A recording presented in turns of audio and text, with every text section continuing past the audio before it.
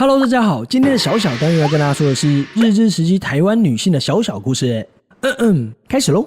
过去女性的地位基本上是从属于男性，不仅无法接受教育，还要乖乖缠足在家里。汉人社会早就流行了千年的小脚脚文化，女孩儿走起路来不乏害羞，还要摆动双手维持平衡。这种婀娜多姿、娇弱可怜的样子，正好符合当时男性心中豪棒棒的女神形象。因为缠足的女孩无法洗衣、拖地、放学、接小孩，大事小事都要请别人代劳。当时女孩缠足可是不用下田工作的名媛闺秀才有的特权。而这个社会自己喜欢女孩裹小脚就算了，竟然还要女人去为难另一个女人。依当时的情况，只要家里经济状况 OK， 母亲大概会在女儿4、5岁的时候帮她缠足，就算女儿哭了脚妈妈，最后脚脚还是会被绑到扭曲变形，直到穿上小巧精致的绣花工鞋，马上摇身一变成了人人仰慕的3寸金莲。也因此，这个同时结合了美丽与丑陋、骄傲与痛苦的缠足，真的这个世界上最强矛与盾大对决的化身。而这种脚脚越小妹越正的审美观，直到日本领台以后，直接风水轮流转，缠足被视为必须斩草除根的3大陋习之一。透过各种教育宣传与台湾知识分子的努力，放逐风气渐渐长大成人。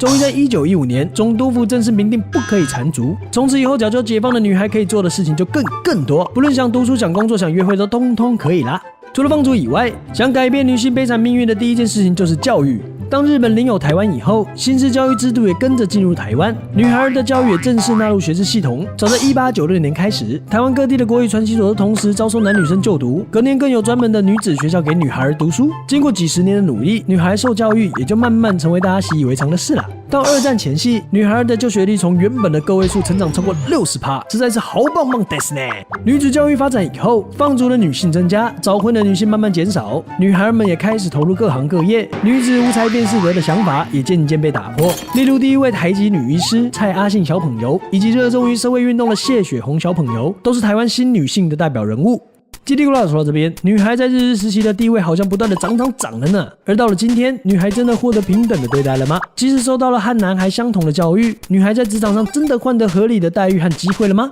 歪七扭八的缠足终于结束，但就像缠足一样混搭着疼痛与美学的矛盾大对决却依然存在。看着街上一双双扣扣扣的高跟鞋，优雅的步伐和修长的线条，不也是靠着磨破脚尖和7拐8拐的脚踝换来的吗？回头想想，我们谈论过去缠足的历史，是用来歌颂今天自由放逐豪棒棒的社会，还是也可以用来反省现代社会的现象呢？可能有人会说，我就是喜欢这么穿，我也觉得很美，也很有自信，没有人逼我，这是我自己决定的。但是所谓美丽与自信的标准，难道是完全天生的吗？好的，今天的小故事就说到这边，拜拜。